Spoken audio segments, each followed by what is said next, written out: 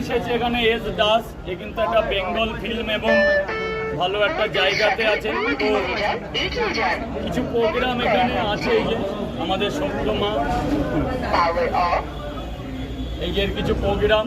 তো আরও ভালো প্রোগ্রাম দেখতে গেলে মেয়েটাকে একটু সাপোর্ট করতে হবে। সবই সাপোর্ট আর আমাদের ভালোবাসা, যাতে আরও বড় জায়গায় এরপরে ভালো টিভির পর্দায় যেন আমরা দেখতে পারি।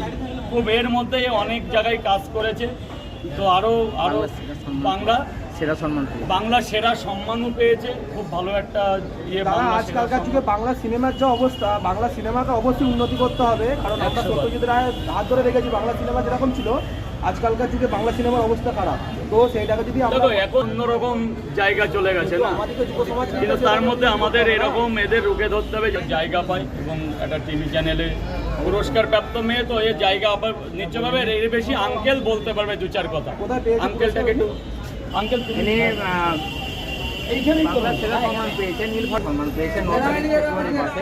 ঠিক আছে, এটা হচ্ছে ডিস্ট্রিক্ট কম্পিটিশন থাকে, কম্পিটিশন থেকে চলে এসে লোকাল বাংলা সেরা সম্মান পেয়েছে।